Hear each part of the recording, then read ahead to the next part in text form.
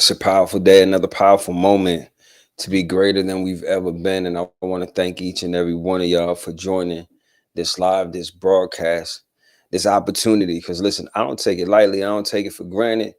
I know there's so many places that you could be, so many things you could be doing with your time at this moment. And if you have followed that thing within you that led you to this space right here, right now, I believe it's divine alignment. I believe it's a divine moment for a divine intervention. You know what I mean? To get you some divine information, and I don't take that lightly at all. So thank you so much for tuning in, checking in, tapping in, man. My name is Brian Hippolyte. If this your first time rocking with me, I am an 11-time author. I'm a homeschool father. I'm a recording artist. I'm a thought leader.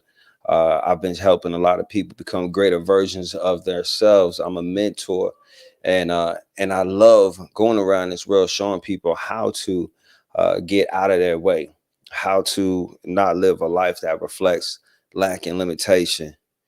Can you hear me well? Please do me a favor, throw a one in the chat if you can hear me well, so I know if I need to make any adjustments.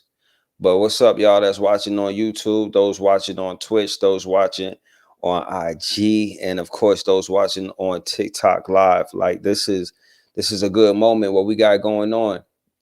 What we got going on right now is an important opportunity for you to be a part of the Survival to Sovereign Summit, which is starting February the 3rd through the 5th. Okay, so that's 7 p.m. Eastern Standard Time for those 3 days. And it's going to be a powerful time, a 3-day live interactive experience where we are going to be talking about becoming a greater version of yourself. I'm going to be reading and teaching a lot from my newest book, Survival to Sovereign, which I'll have in my hands tomorrow. And I look forward to signing those books and getting them on the way to you. Thank you to everyone who participated in the pre-sale for my 11 book, Survival to Sovereign, 111 Keys of Divine Identity. I know this book is going to, just like many of the others have, I know this book is going to allow so many people to become greater versions of themselves and unlearn and what they need to and relearn what they need to, so that you could be more effective, that you could be more efficient in creating not only the life that you desire, but the legacy that you want to leave. So this book is definitely going to change your life, the way that you're going through it, the way that you're experiencing it, but definitely the legacy that you leave behind. Legacy is not just how you remember it, it's what you put in place. It's what exists after you do because of the work that you did. And this book is all about that, getting you out of your mind, getting you into your soul, getting you past the lack and limitations, and getting you moving into opportunity, opulence, and abundance. That book is available. It's at brianhippolyte.com. You could definitely get your copy of that. But the survival to sovereign experience, the summit for those 3 days, where I'm going to be reading and teaching out of the book. It's going to be a powerful time, and I definitely want you to be a part of it. And right now, there's still a bunch of free tickets that's available. So you can go to brianhippolyte.com and reserve your free spot right now, so that you will have access to this 3-day experience. And it's an interactive experience. I'm not just going to be lecturing for those 3 days.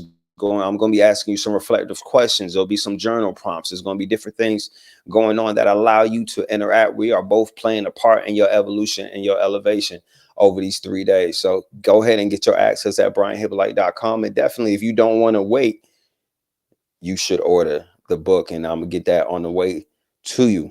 In the meantime, though, give me a number between 1 and 111, and I'm going to read you the corresponding key from the book. And I guarantee you, no matter what number you give me, it's something that you needed to hear. It's something that you needed to be aware of. And I look forward to sharing it with you. So go ahead, put it in the chat, whether you're watching from TikTok or if you're watching on IG, if you're watching from what's going on. I see some of my family from Manifest University in the building. Big shout out to the mighty MU. I love y'all to life. And it's a pleasure to mentor you. It's a pleasure to be a part of your life and walking you through these steps, becoming greater versions of yourself. So let's see. I see number 67. I see we got somebody, some of the family on YouTube said number 67. Let's get to it. Man, it's a powerful day. Thank you, everyone that's been supporting not just my books, but also the music. Everyone that's been streaming my music. Everyone that's been reposting, especially I've been getting a whole lot of love on TikTok the last few days. So thank you to everyone that's been liking and sharing and commenting on these videos with me and my daughters, and different things like that. But everyone that's been going to brianhippolyte.com, picking your own price and downloading my latest album, thank you. Thank you, thank you, thank you. For those that's been rocking with the Mirror song, Greater Existence, uh, except all the music that I've been dropping, you can go to my website brianhippolyte.com, and you can pick your own price, whatever it means to you, whatever it's worth to you, and download my latest project. That's available for you right there. But let's get to it. So I'm gonna read key number 67 from my 11th book, Survival to Sovereign: 111 Keys of Divine Identity. Key number 67 is talking about intimacy as a spiritual act. So listen, I know what's going on, Callie. It's a lot of people. It's a lot of people who really have to unlearn and relearn intimacy and what we're doing in the intimate spaces that we cultivate in our lives. There's a lot of people that still having what I call survival mode sex. Like, you're still interacting with people off of proximity. You interacting with people just because of to get your needs met and stuff like that, but you're not because you're actually aligned with these people, not because they actually feed your soul or do any of those things that are supposed to be the qualifications and ramifications that we have in our lives, to allow people into that most intimate inner realm of us, right? And so key number 67 is about that. And it says, why intimacy is often reduced. Intimacy has been reduced to proximity. It is treated as access, exposure, or physical closeness, stripped of presence and reverence. When intimacy is reduced this way, it becomes transactional rather than transformational. True intimacy requires more than closeness. It requires coherence. Intimacy begins with presence. Being fully with another emotionally, mentally, creates a field of connection that cannot be faked. This presence requires regulation. Without it, intimacy collapses into performance or avoidance.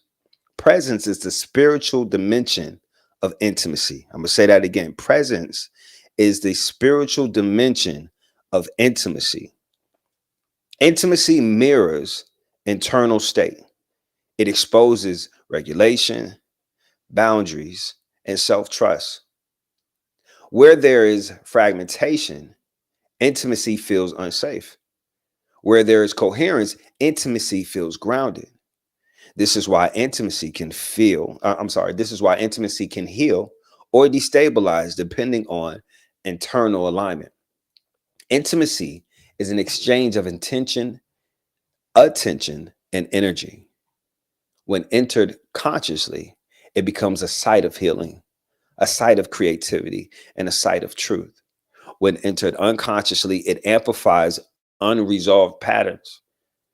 The act itself is neutral. The consciousness behind it determines the impact. Because intimacy affects nervous systems, it carries responsibility. Carelessness creates harm, presence creates repair. This responsibility isn't heavy, it's clarifying.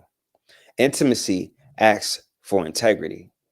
Living intimacy spiritually does not require religion, it requires awareness. It requires intention, and it requires respect. You approach connection as something that shapes both participants. This changes how you choose, engage, and withdraw. Intimacy becomes something you steward, not something you consume. Intimacy isn't casual. When consciousness is present, it becomes sacred through your attention and your intention. And that's key number 67. Intimacy as a spiritual act. Who needed to hear that? Somebody needed to hear that today. Somebody needed that reminder, that understanding, that aha moment that maybe we've been doing intimacy the wrong way. Maybe we've been looking at it through the wrong lens, and it's time that we change the lens and change what we're seeing and how we're seeing what we're seeing so we can change what we're getting from it. You know what I'm saying? And and that's exactly what this book is about. Give me another number. I'd love to read you another one. I think somebody else on TikTok said like 65 earlier. Let's see, since we right next to it. 65 is talking about stewardship over ownership. Ownership implies permanence. It suggests control, entitlement, and identity. When people define themselves by what they own, their money, their roles, their relationships, their influences, loss becomes destabilizing and change feels threatening. Ownership tightens grip. Stewardship loosens it without losing responsibility. Stewardship refrains the relationship. It acknowledges responsibility without possession, care without control, and authority without entitlement. What you steward isn't yours to consume, is entrusted to you to manage wisely. Stewardship creates humility and clarity simultaneously. And if you're not familiar with this word, like a steward, in the earlier cultures and in earlier times, a steward was the person who sat next to a king and or a queen and looked over everything that that king and queen owned. They looked over everything that they owned. They looked over. They also called them like their minister of coins or different things like that. Like they looked over your possessions. They knew who you owed money to, who owed money to you. And their job was to not only manage what you had, but to allow it to grow. So if you're going to be a good steward of something, you are cultivating the environments and opportunities for it to grow. You know, so if I whatever I give you, you should be able to multiply it. You should be able to be a good steward of it so that you don't lose it and that you're able to grow it. And that's a much better place to be. You know what I mean? Like even looking at my skills and my talents are all the things about me that are valuable. I could act like I own them. I could act like it's me, and I could, but you know, I can also be fully aware that I'm a vehicle that these words get to come through. I put on the beat and I start mumbling, and all of a sudden, my consciousness and my intention link up with some spiritual force, the great spirit above, and through me comes these lyrics that heal my soul as I speak them, but then also allow others to experience healing as they hear them and as they speak them. And I could try to take ownership of that and act like it's just me doing it, or I can be intentional to be a good steward of the skill set of the spirit of the power that flows through me. And that gives me more responsibility. If I just act like it's mine, I feel like I could just do whatever I want with it. When I say I'm a steward of it, that makes me want to have a clean temple for for God to traffic through. You know what I mean? Like stewardship, even in dealing with with another person, stewardship stabilizes power. You make decisions based off of what allows it to sustainability instead of the gratification. You consider consequences over impulse, and that changes so many. Man, you talking about loving somebody or being with somebody in a relationship or something like that. Before we get to the I'm yours and and your mind, and we apply this ownership thing, what about stewardship? What can they give you that you multiply and you give them that they multiply? What can they offer you that's offering stability and sustainability? And what can you offer them that's stability and sustainability? Before we get to this gratification of that's mine, before we get to the, well, I want to keep you away from other things and other people because I want to own you. What are you going to even do with this relationship, with this person, with this connection, after you get past this moment of gratification and feeling like you acquired something? Can you be a good steward with it? Women tell me that they want me, but what would you do with me? What would you do with me? I'm not like one of these dudes. I got standards. I got morals. I'm on a mission. I'm on a divine mission. I'm on some breaking generational curses and creating generational wealth. Like, what would you do with that? How are you going to add value to that? You know what I mean? If I tell you a goal that I have, are you able to um, offer something that adds value to that? Are you able to take this idea that I had and then come back and say, hey, I looked up some information on that. You could go about that this way, or this is the common way to do it, but this might be a better way for you for your specific needs. Like, do you need help with that? Like, can you add value? Or do you just want to be able to say, look, that's mine. That's impressive to me. And I want to be able to say that I have that. You're not going to last long in this realm. That's a low vibrating energy. Low vibrating energies can't reach me at this height. And if they do, you falling off pretty fast, because I'm going to keep ascending. I'm going to keep ascending. And it's going to be quite easy to understand that you're not moving at the same pace or on the same frequency or with the same intentions as me. You know, but we could take me. I'm just using me as an example, but you should definitely be using yourself. When I'm saying me, think about you. You know, like, wealth properly stewarded grows. Your wealth, you are valuable. So when you're properly stewarded, when you're properly loved, when you're properly cared for, when you're properly provided for, and this should also definitely be starting with you before we even get to somebody else being that person in your life that's properly taking care of you. That's a proper steward. You are the first steward. So, in fact, the better that you take care of yourself and that you love on yourself, the better people you will attract into your life that want to love on you and take care of you that same way. But if you're not being a good steward of yourself, don't expect other people to be. But listen, when wealth is properly stewarded, it grows. Influence stewarded deepens. When resources are managed with long-term integrity, they compound. When they are used to inflate identity, they fracture. So stewardship asks, what does this require of me? Ownership is going to say, what can I take from this? And that's the difference. That's the difference. So stewardship allows releasing without collapse, because identity isn't fused to possession. You got to understand that. Like, change does not threaten self-concept. You can redistribute, you can delegate, or you can step away without it destabilizing. And you know what? This creates freedom inside of responsibility. Living as a steward sharpens your discernment. You invest differently, you lead differently, you relate differently. You recognize that everything you manage, money, time, body, influence, is all temporary and consequential.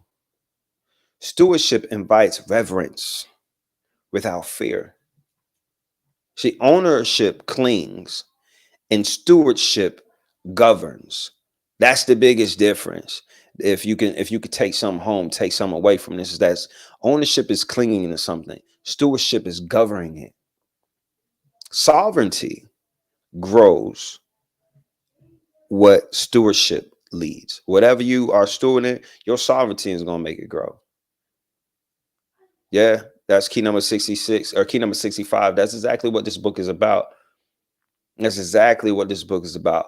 Is opening your eyes so that you can see how you've been moving and operating out of lack and limitation. We've been making decisions based off of lack and limitation.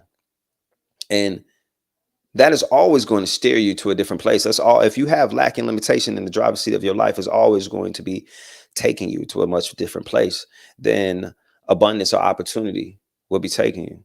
Just like if you're moving out of survival mode, there's so many things that you're going to do in survival mode and out of moving from survival mode that you would never do if you're in thriving mode. If you're in, a space and place, a life of sovereignty, you're making decisions of what's going to add more value to you, and not based off of what immediately relieves you, what immediately helps you. So we want to get out of survival mode and we want to get into sovereignty. We want to get into self-governance. We want to get into where we are moving from a place of abundance and seeing the opportunities that are in front of us, or creating those opportunities in front of us. So that's what this book is about, man. It's a really powerful document. It's my 11th book, and it's definitely, I'm going to say that it's my best book yet, and I probably say that with each book that I release, but it's the truth. Each one keeps getting better. But with this one, at the end of each and every chapter, and even at the end of some of these keys, there are reflective questions. There are journal prompts. There's some actionable items to take and use with the information that you get as you answer some of these questions. If you know me, if you know my music, if you know my vibe and what I've been teaching for years, you know the right questions lead to the right answers, right? The right answers lead to the right clarity. The right clarity offers you the proper direction. And with that proper direction, you all you have to do is move in alignment, execute in alignment with what is going to get you down that path that that proper direction has you on. Many of us are just are we got motion and you got moving, but you're going in the wrong direction. How many times are you going to find out that you've been climbing a ladder that you got leaned on the wrong building? Like, having motion and movement don't matter if it's not going in the right direction. And we can find that right direction by asking the right questions. And that's what it's all about. That's what the book is about. And definitely that's what this 3-day interactive experience is. So no matter where you're at in the world, it's going to be live, it's going to be on Zoom. And I definitely want you to be there. Like I said, there are some free tickets that are still available to the Survival to Sovereign Summit starting February the 3rd through February the 5th. So we are a week away. We are a week away from this powerful time. And make sure you go to brianhippolyte.com and reserve your seats while they're there. Let me go and grab some more. Let me go and grab some more keys. Let's see. Honey Eyed, I can't see the rest of your name on YouTube. What's going on? You say key number 85. Let's get to it. Let's get to it. Once again, shout out to Manifest University, my online community that's been rocking with me for years. Shout out to everyone that's in Manifest Mentorship. It's an honor to work with you one-on-one and to be your mentor and to see you get past those things that have been stumbling blocks and turn them into stepping stones in your life. It's such an honor.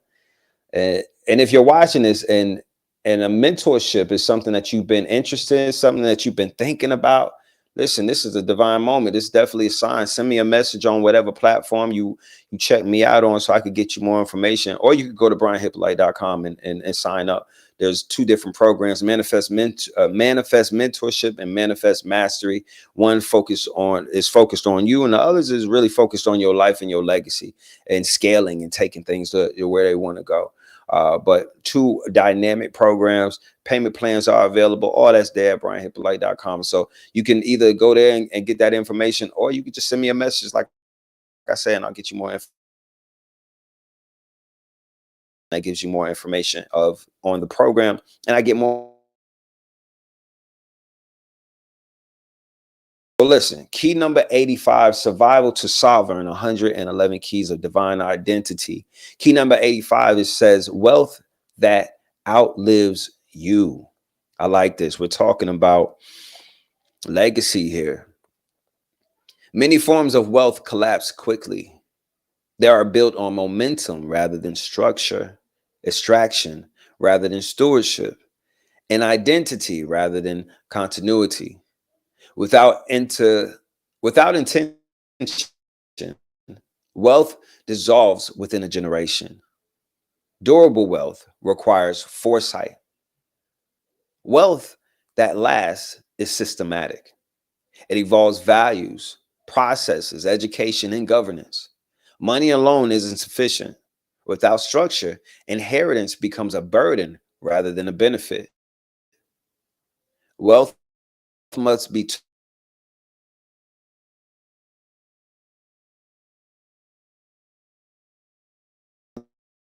What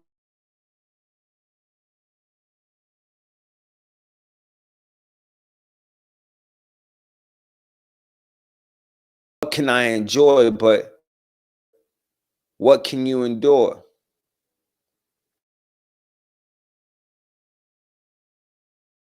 When wealth is stewarded, it supports growth across generations. When it's owned egotistically, it erodes through misuse and conflict. Stewardship creates continuity. Wealth outlives you only if others are prepared. This includes education, responsibility, and regulation. Without preparation, wealth destabilizes those who inherit it. Capacity must precede inheritance. Say that again. Capacity must precede inheritance. Living with generational intent changes behavior now. You choose sustainability over excess. You build systems instead of chasing status. You prioritize clarity over speed. Wealth becomes legacy and motion. Wealth outlives you. Wealth that outlives you is built for people you may never meet. Listen, wealth is not a dollar amount. Wealth is the creation or accumulation of sustainable assets. Wealth is not a dollar amount. It is the creation or the accumulation of sustainable assets. These are assets that will continue to bring a return. So whether we're creating them or we're purchasing them, this is how we're going to build wealth. And if we're talking to anyone that is wealthy, they are more than likely living within the means of what their wealth creates. Wealthy people have money making money, and then they structure their lifestyle around the money that their money made. That makes sense. Like that's if we looked at the financial structure of the wealthy, they're living inside the budget created by the money that their money made because they use their money to purchase assets, the various kinds of assets that are yielding a return. And then now we're going to put our lifestyle inside that. And so the money that we actually make, all that money is growing and that money is being sent out to make more money. And once your money starts making money, you'll stop trading your time for money because nothing makes money like money. Nothing makes money like money. So we have to start learning the vehicles that we have to use so that our money can make money. You know, that's why I teach people how to publish books. Like intellectual property was my family's way of, I mean, this is how we reach financial freedom. This is how we move to a whole nother way of life is through creating these assets. Me, like the book that I just put out, this is my 11th book. So from my first book that I put out in January of 2020, Manifesting You, 111 Keys to Unlocking Your Divinity. That book's in 150 something countries. It's streaming on all platforms. It's in all these different forms and all these different languages. It's helping people all around the world. I turned that one book into 7 different streams of income. And then I wrote another book and rinse and repeat it. And here we are on our 11th book, generating more streams of income off of that. So these are assets. I'm creating assets, off of intellectual property, and building digital real estate, the places that people go to purchase my intellectual property. And for me, in mine, this was a skill set and the understanding that I was able to learn and utilize that led us to financial freedom. So it's the one that I'm always teaching because, again, wealth is the creation or accumulation of sustainable assets. So if you don't have the revenue and the capital to acquire some assets, then listen, what should you be doing? You should be creating some assets. And there's so many ways that you could go about doing that. And we should be having those type of conversations, right? Wealth that outlives you is built for people that you would never meet. And the way that it gets from you to them is establishing the systems that protects that wealth and allows that wealth to grow. And so these are some more of the conversations that we got to have about wealth and that we got to have about understanding. That's really what it is. That's what it's about. Somebody asked a question. What's going on, Jelani? I see my bro on Twitch. Someone asked a question about semen retention. If there was something in the book. I don't have something in this book on semen retention, but I do discuss it in the next book that I plan on putting out. And it's a book on sovereignty, but it's directed towards males. So we definitely speaking on that, and that. But it's a powerful thing to do. It's something that it's something that I do. It's something I definitely suggest to the men around me to practice semen retention, especially if you are in a stage of your life that you are manifesting things that are in a stage of life that you are even getting yourself under control. You know what I'm saying? Like, is nothing more powerful than fasting. So talking about being in control of the things that you put in your mouth and the things that you do with your body, man, it really takes your life to a whole nother level. So I recommend semen retention, and for a lot of brothers, that don't mean sustaining and not having sex. And that there's a term called edging, meaning that you're still having those intimate moments, but you're not allowing yourself to ejaculate.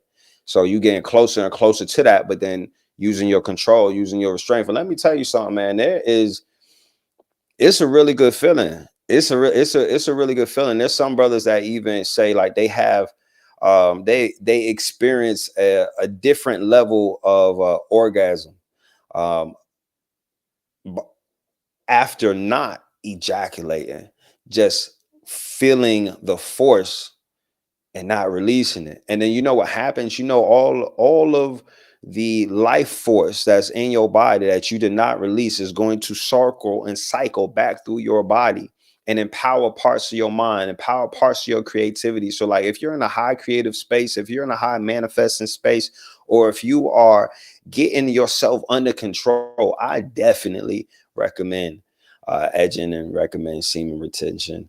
And yeah, so that's a whole nother conversation that we definitely gonna have in the next book for sure, for sure. Man, greatest how you be, greatest how you do, greatest how you have, man. Thank you to everyone that's been posting my music, posting the books on your pages and on your stories, all that powerful stuff, man, that y'all been sharing around the world, around the internet. I'm so grateful for you and your presence, and that's why I wanted to pull up today just to give you some game and some insight.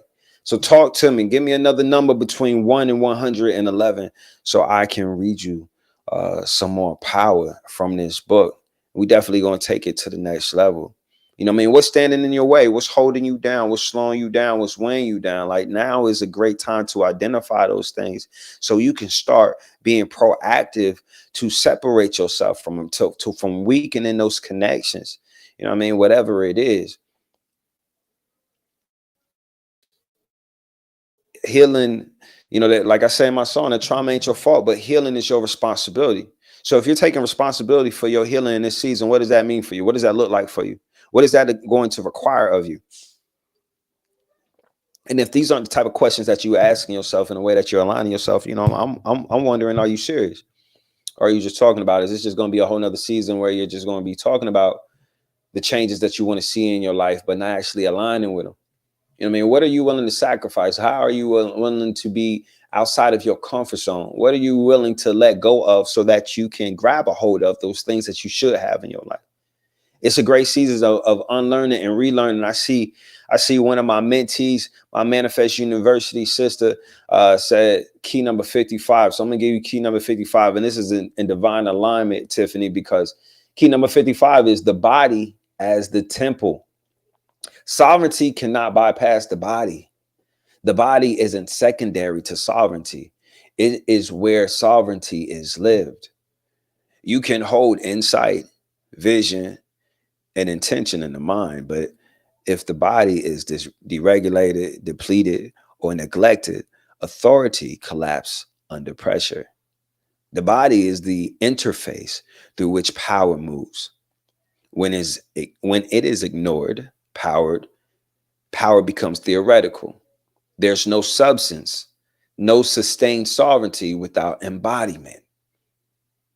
The body remembers what the mind forgets. It stores stress patterns, emotional residue, unresolved experiences, and adaptive strategies long after consciousness awareness has moved on. This is why you can know better and still react the same way. The body has learned a different truth. The body does not respond to ideas, it responds to experience. So until the body is included, healing remains incomplete.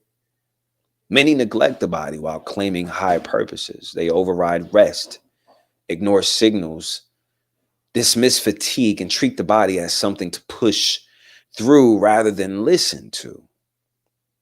This is often praised as discipline, ambition, or sacrifice, but sovereignty built on neglect is unstable. Disrespecting the body fractures authority at its foundation. Calling the body the temple isn't metaphorical. A temple, is maintained, is honored, and is kept in order. It isn't abused, ignored, or used without care. Stewardship of the body means paying attention to nourishment, movement, rest, rhythm, and regulation, not for appearance, but for capacity. A regulated body holds more power without strain. The body is always voting. It signals when something is aligned or misaligned long before the mind rationalizes it.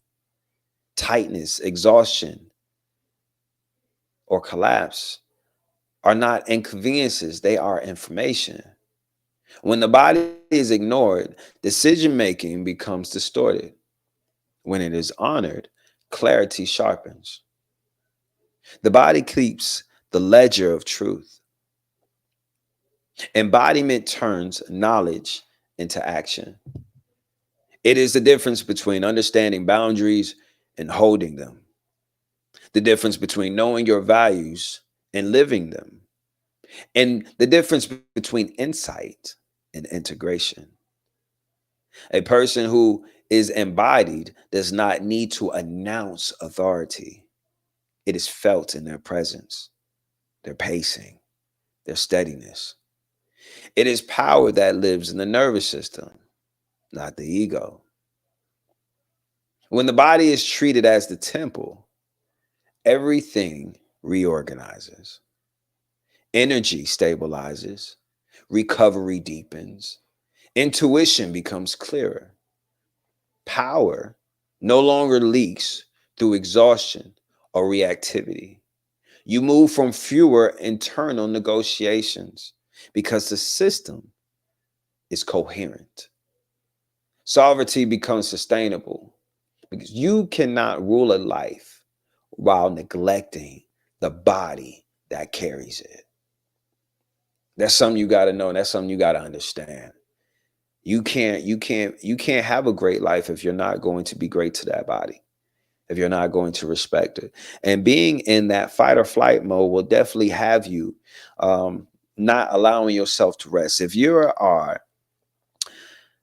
are like one of my mentees, who I'm not going to call out, but if you're like one of my mentees that is making yourself earn rest and earn sleep, you are doing life wrong.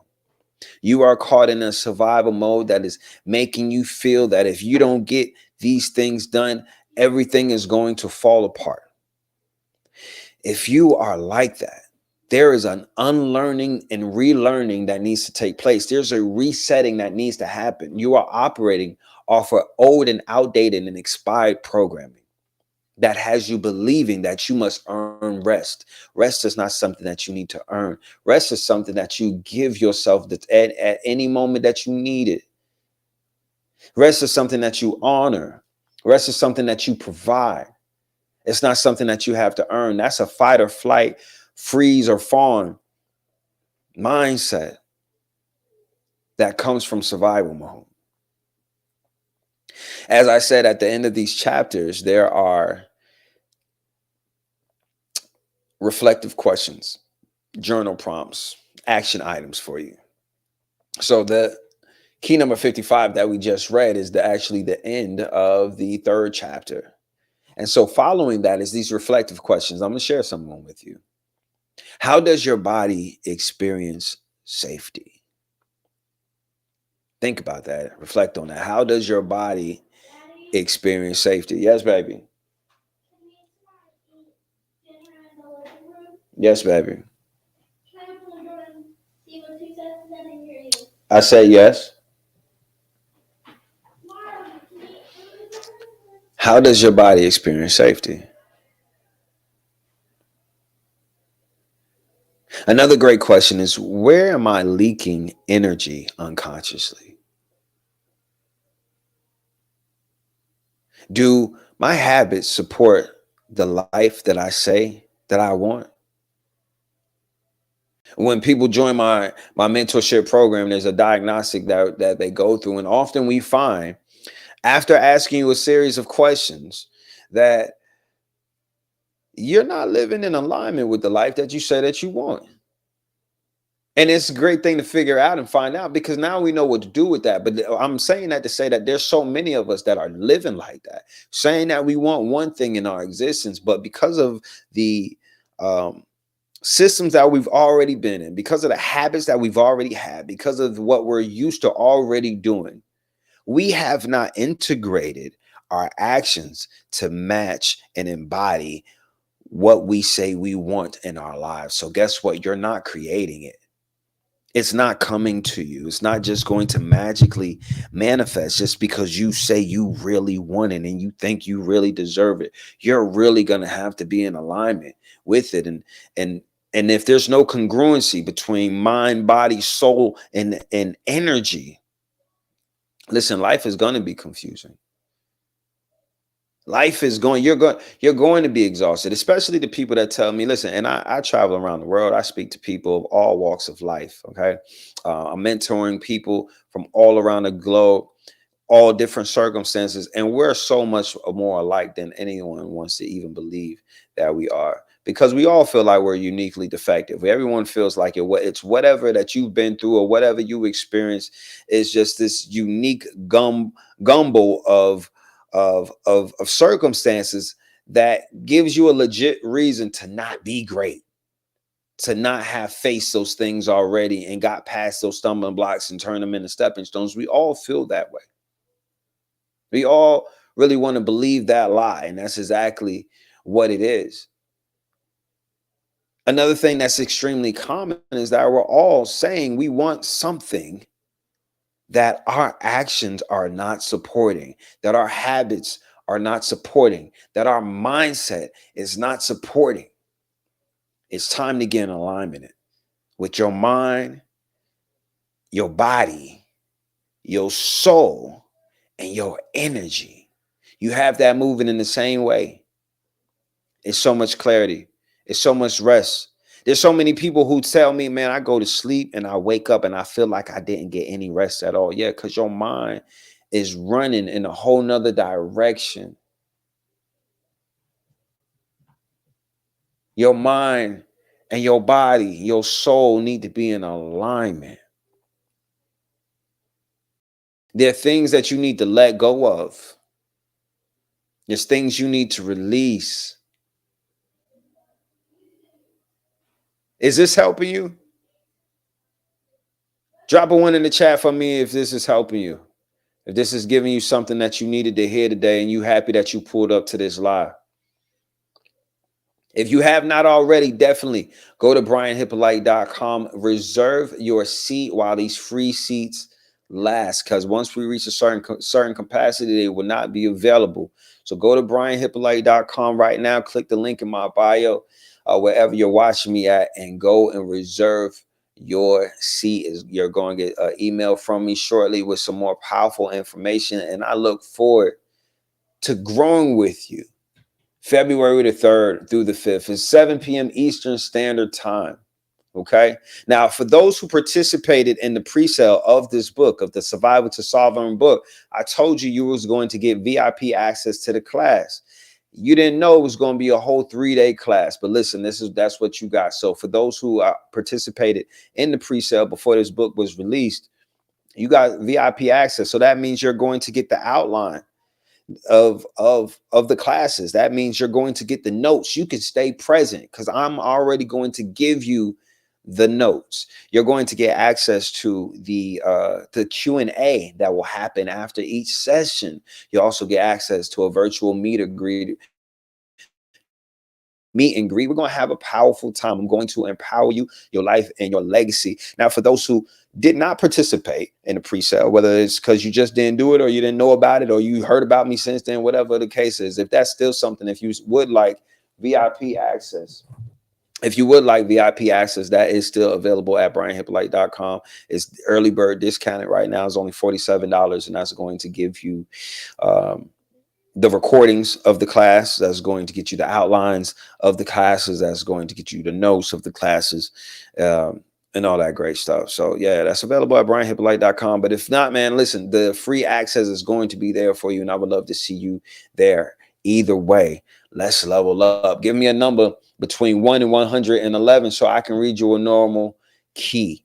Someone said, where will it be at? It's going to be on Zoom. It's going to be on Zoom. So no matter where you're at in the world, you will be able to log in virtually and be a part of this 3-day interactive experience so you can grow and become a greater version of yourself. That's the motto. That's what we on. Greater shall you be, greater shall you do, and greater shall you have. I'm not just going to be lecturing this whole time. It's an interactive experience. I'm going to be asking you some questions. I'm going to be giving you some things to write down. There's going to definitely be some parts you're going to play in this process. So make sure that you're there and make sure that you're ready to ascend.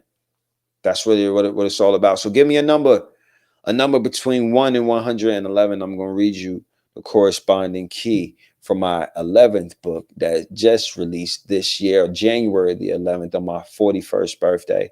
And thank you to everyone again that participated in the pre-sale, or to everyone that's purchased the book, period, man. Everyone that's just already knowing how I'm coming, and that this book is going to offer you something powerful.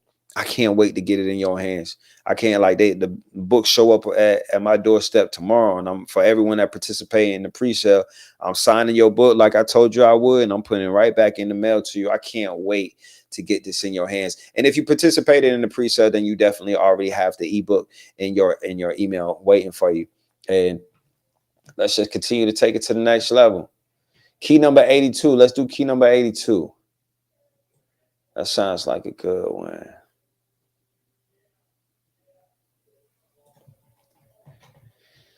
Key number 82. Ooh. Key number 82 is parenting beyond trauma. I like this one. I like this one a lot. Parenting cannot outrun the nervous system. Parenting does not begin with behavior, it begins with regulation. Children learn how to feel long before they learn how to think. They absorb tone, pacing, posture, and emotional response before they understand words. This means that unresolved trauma isn't passed down primarily through stories or events, it is transmitted through nervous systems. I'll read that again. Unresolved trauma isn't passed down primarily through stories or events, it is transmitted through the nervous systems. You do not parent from intention, you parent from regulation. Most trauma transmission is unspoken.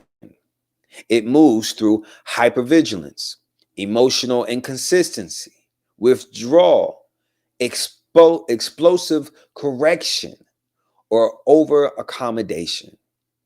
These patterns teach children how the world works at a physiological level. The child adapts not to what is said, but to what is felt. This is why good intentions alone do not prevent harm. Trauma does not require cruelty to replicate, only requires dysfunction. Correcting behavior without addressing regulations treats symptoms, not the cause. A dysregulated child cannot choose better. Their system is responding to perceived threats. Punishment escalates fear. Excessive explanations are overwhelming. Control replaces connection. Behavior organizes naturally when safety is present. Before teaching a child what to do, the system must be settled. Co-regulation, calm presence, attuned listening, consistent responses teach the nervous system that intensity can be survived without abandonment or domination. This is how self-regulation is learned. Children borrow regulation before they build it. Repair is more important than perfection. Pay attention to this. Trauma aware parenting does not require flawlessness, it requires repair. When you miss a moment, when you react sharply or withdraw, repair restores safety. Repair teaches accountability without shame. It models emotional responsibility rather than emotional control. A child who witnesses repair learns resilience. They learn boundaries without threats because boundaries aren't punishments, they are structures that signal safety. Calm, consistent boundaries reduce anxiety by clarifying expectations. When boundaries are enforced without emotional damage, the child does not internalize rejection. Safety increases when limits are predictable. And as a parent, it's our job, is our responsibility to end cycles without blame. Parenting beyond trauma does not require vilifying your past. It requires awareness and responsibility. You acknowledge what was missing without perpetuating resentment. You interpret patterns and then you interrupt the ones that need to be interrupted by embodying what was absent to begin with. Healing does not move backwards, it moves forward through choice. The goal isn't obedience, it's emotional suppression or perfection. It's none of those things. That's not the goal. The goal is regulation, it's agency, it's self trust. Children raised beyond trauma learn that emotions can be felt without fear, that conflict can be repaired, and that authority can be safe, and that boundaries do not equal abandonment. And this, my brothers and my sisters, this is how the cycle ends. Because many of us didn't grow up with that understanding. We didn't grow up feeling that.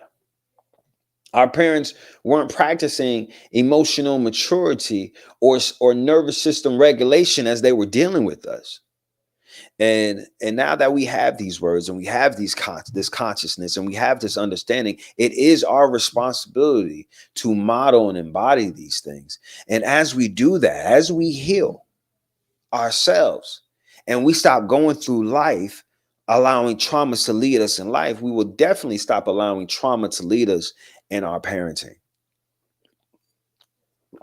Trauma should not be leading you in any relationship that you have, not the relationship that you have with yourself, definitely not the relationship that you have with those who you care about, let alone the relationship that you have with those that are your responsibility to make the greatest versions of themselves. These children that we have are counting on us to show them a way, a greater way. And if you're like me, you aren't teaching your children how to survive, because that's not the greater way. My mother was teaching me how to survive greater than she knew to survive. Her parents, my grandparents, were trying to teach my children, their children rather. My mother grew up in the 60s. My mother was born in the 60s. So her parents were teaching her how to make it home, how to not be murdered in the street because of your appearance or because of the social climate of the world that they was living in. They were teaching them how to make it home safe. My mother decided, well, I'm going to show my children the next which is how to survive better. Kudos to her, cheers to her, blessings to her, gratitude to her. And it's on me to move the needle further. So I'm not teaching my children survival mode tactics. I'm not teaching my children survival mode strategies. I'm teaching them everything that allows them to thrive. I'm teaching them everything that allows them to be sovereign. I'm teaching them everything that allows them to be in control and to have authority and to have governance over their own reality. I'm not teaching them how to survive, how to get by. I'm not coaching them to be the best survivors. I'm showing them how to thrive in a world without me. That's what I'm doing as a parent. And I can't do that if I'm allowing trauma, unhealed trauma, to run my life and to run the way that I think of myself, deal with myself, and deal with my children. We have to heal. We have to heal our nervous system. We have to heal our mind. We have to change the things about us that are rooted, that came from deception. We have to change the things about us that are rooted in ego. Change the things about us that are connecting us to lack and limitation. Because if not, we are going to continue. If not, we are going to continue to be the versions of us that are detrimental. Yeah, we're going to continue to be the versions of us that are detrimental to our success and to our growth. So I'm giving you the game. I'm telling you how I go. You can read these books. You can jump into my mentorship if you want some more information. If you want to take it to a whole nother level, I'd love to have those conversations with you as well. But in the meantime, in between time, make sure that you have registered for Survival to Sovereign. This is a 3-day interactive experience. It's going to be live on Zoom. I'm going to be showing you how to become a greater version of yourself and how to let go of the things that have been holding you down, slowing you down, weighing you down so that you can maximize your potential, become the deliberate creator of your reality. It's that time. It's time to stop living like the slave that these people have coerced you into being. It's time to stop living like the person that's waiting for permission. It's time. It's time.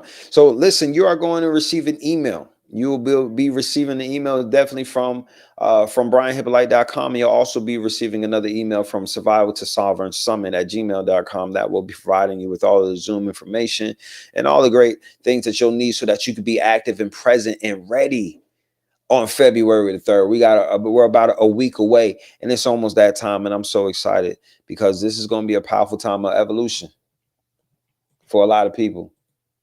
So shout out to everyone that's already registered. Shout out to everybody that has already decided that they are going to be not just present, but powerful in this time. When it comes to a point in your life, and this is where I believe a lot of people are at, where survival stops working. And not because it failed you, but because it actually has taken you as far as it can. The strategies that once protected you begin to limit you. Instincts that once kept you alive start keeping you small. And the version of you that learned how to endure is no longer equipped to lead. This book was not written to motivate you. It was written to return you to your authority. That's why this book is so powerful. Because survival teaches reaction. Sovereignty teaches governance. Most people are not lacking discipline or intelligence or desire. They're lacking self-command. They live from urgency instead of order, and from emotion instead of law, and reaction instead of choice. So what I did is I put 111 keys. They're not steps. They're not affirmations. They're not self-help techniques. They are orientations. Each key is designed to move you from fragmentation to coherence, from effort to authority, from identity built on survival to identity rooted in self trust. And if that's not something that you're ready for, don't pick up this book. This book does not require belief, it requires honesty. It requires pacing. It requires your willingness to stop abandoning yourself. This is a book that you read slowly and that you return to often. This is a book where integration matters more than completion. Just flipping and getting through these pages is not what it's about. It's about integrating this knowledge. Sovereignty isn't reached, it's remembered.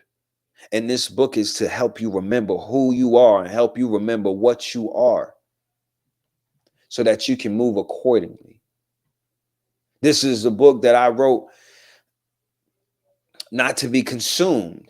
It's not meant to be consumed, it's meant to be entered. If you approach this work the way that you approach most books, skimming through it, highlighting it, rushing towards completion, is going to resist you, not because the information is hidden, but because sovereignty does not respond to urgency, y'all. Each key is designed to stand on its own. And that's what it's going to do. Is you're not meant to master them all at once. You're meant to recognize which ones are already active in your life and which ones are waiting for you. So when you get to this book, just like all of my other books, all these other 111 key books that I have, like, read it one key at a time, then live with it. Notice what tightens, notice what resists, notice what becomes quiet. I tell people all the time, if a key feels confronting, pause right there. This isn't an obstacle. That's the entry point. That resistance is often a signal that there's something that needs to be reorganized under the surface. So, you don't need to agree with every key. You need to be honest about what every key exposes. So it's a powerful document. And I know it's going to change your life, the way that you're experiencing it and the legacy that you leave behind. So make sure that you get your copy at brianhippolyte.com. The ebook's available. Paperback book is available. If you want an autographed copy, that's available as well. There will be an audio book available within a few weeks. God is good. God is good. And I'm honored to be this vessel. And thank you for aligning with me and responding to the giftings and blessings that have been coming through me. I say that so humbly. It's just an honor to be here sharing with you what I'm sharing. So I'm so sincere when I say that it's an honor, like just to be in this position, to be able to give you the information, to be able to be the initiation. There's a lot of people that tell me I helped them get past, or my books helped them get past something that was standing in their way, helped them get to the other side of that mountain. There's a lot of us that got to climb mountains, and then there's some of us that have to learn how to move mountains. Sometimes you got to climb these mountains, absolutely. But there are some mountains that are standing in your way just because it's on you. It's your responsibility to move them. And a lot of times you got to move a mountain because there's somebody who's watching you that needs to know that mountains can be moved. They need to know, they need to see it. And you are the real life example for them. And so that's why you can't just climb this mountain. You're going to have to move it. And so I'm teaching to a lot of people by me moving mountains in my life, not just by what I'm putting in these books, but what you see me doing in the way that I'm moving through life. Like sometimes that's just what we got to do. Now, every time I got to climb a mountain. Once I get to the top of that mountain, whatever that is, whatever that looked like, I'm writing a book, I'm releasing an album, I'm doing something where I created from that mountaintop based off of what I experienced and where I was at. And I'm speaking to the people in the valley that I just came from and telling them how I got up to this mountaintop. That's what's happening when I'm climbing the mountain, right? But there's sometimes these mountains aren't for me to climb, they're for me to move. Sometimes they're not for me to climb. they're for me to move.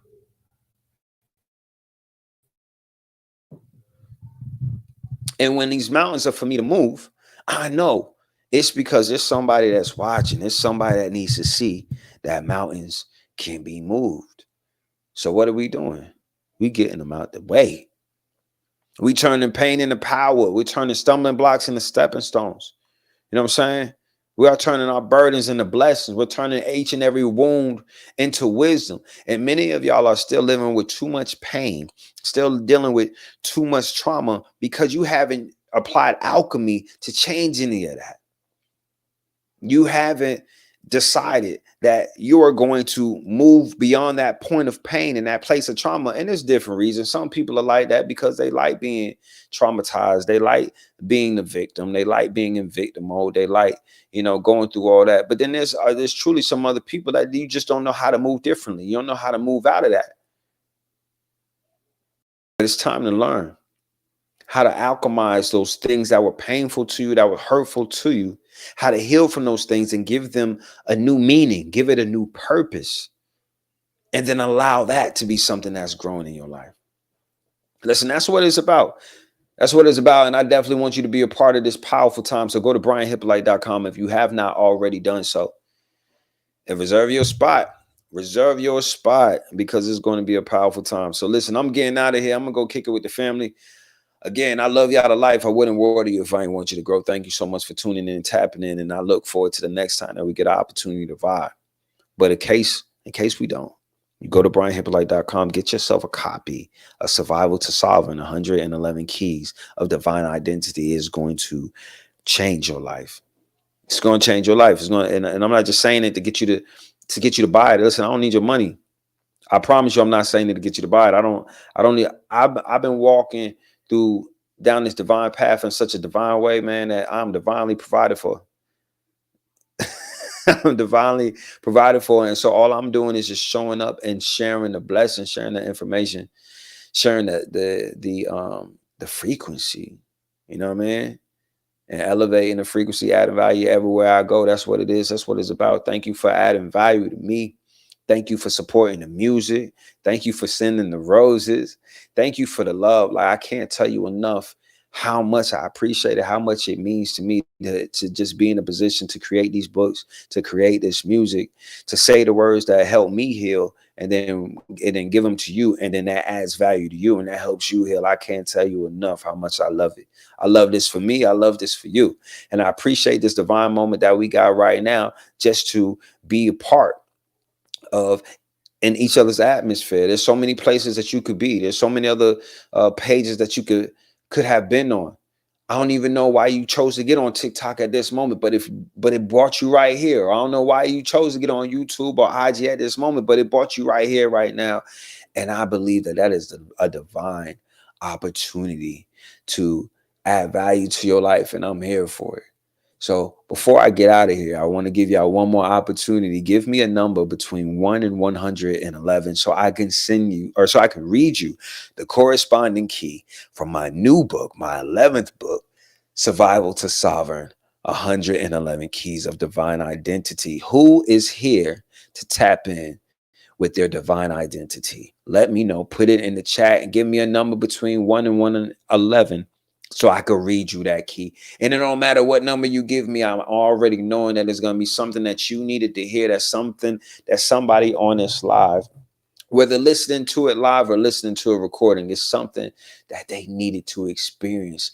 And we deserve to have this experience. So let's get to it. I love that. 111. That's, people ask me all the time why there's 111 keys in all of my books. And my birthday is January 11th. I just celebrated my 41st birthday. And so my number is 111. It's always been 111. That's the frequency they sent me here on. And if you know anything about numerology, you know how significant that number is. You know anything about astrology, you know how significant that number is. That's when they sent me here on January 11th, 1985. So that's where these numbers come from. That's where the power starts at. And key number 111 is the sovereign state. It says sovereignty is a state, not an achievement. Sovereignty isn't reached over. Sovereignty isn't reached once, it's kept forever. It is a state you enter, leave, and return to, a posture you practice, a way of being you maintain through regulation, clarity, and choice. Sovereignty is lived, not accomplished. In the sovereign state, urgency dissolves. Thought, emotion, body, and action align. Decisions feel clean. Boundaries hold. Presence carries authority without effort. There is no internal conflict pulling in opposite directions. Life feels ordered. The sovereign state reinforces itself. Regulation supports clarity. Clarity supports choice. Choice builds trust. Trust stabilizes regulation. The system becomes coherent. And this is stability without stagnation. You will leave the sovereign state. Stress, fatigue, and challenge will pull you out. Sovereignty is imperfection, it is return. Each return strengthens capacity and shortens recovery time. Practice deepens this state. Living from the sovereign state changes everything. You stop proving, you stop reacting, you stop negotiating with your values. You govern your inner world and allow your outer world to organize around that. Life becomes simpler. This final key does not close the journey, it establishes orientation. Sovereignty isn't something you finish, it is something you refuse to abandon. And then, as I've said at the end of each and every chapter, well, first of all, let me clap it up right there for key 111. Sovereignty. Sovereignty is not something that you finish, it's something you refuse to abandon. Tough. That's tough right there. So yeah, at the end of each and every key, there are reflective questions, there's journal prompts, there's action items to use with that information. I'm gonna read you some of the reflective questions for at the end of this chapter, at the end of this book. It says, what governs me when pressure rises? It's a great question. What governs you when pressure rises? Is it your fear? Is it your doubts? What is it? What governs you when pressure rises? Another great reflective question is, do my words carry law or leakage? You know, the right questions lead to the right answers. These some good questions, so they're going to lead you to some great answers. Another great question to ask yourself is, once I am disturbed, how quickly do I return to center? There's some powerful journal prompts on here that says, my sovereign state feels like ... When I lose my center, it's usually because ... See, identifying these things allow us to make the proper decisions. Establish a daily regulation ritual. These are some of the action items. Practice silence instead of explanation. Let your no be your no. Let your no be enough. I keep telling people, if you don't ask me to explain my yeses, don't ask me to explain my nos, because I'm not going to, first and foremost. But you should have no reason to need more than that no. And for those who are often over explaining, that comes from a fear of being misunderstood, a fear of being abandoned, a fear of something. It's almost like, because most of the time when you're saying no, you're making a choice for yourself that's good for yourself. And it's almost like the over explaining is you begging to not be punished for choosing yourself. We ain't on that. We ain't on that at all. So listen, greater shall you be, greater shall you do, greater shall you have. My name is Brian Hippolyte. I'm an 11-time author. I'm a homeschool father, a recording artist. an international mentor, and and I'm a lover of life and progression. I think I'm a farmer by in spirit. Like I love sowing seeds in good soil and cultivating the growth of those things. And that's what this book does. So that's why I can't help, or that's why I can't wait to get this book inside your hands, because it's definitely going to help you grow. So listen, man, I love y'all to life. Shout out to Manifest University, the mighty MU. You know, if you want to be a part of my mentorship program, send me a message on whatever platform you be checking me out on, and I'll get you more information on that. Or you can always go to brianhippolyte.com and sign up. There's payment plans that's available for you if you need to use them.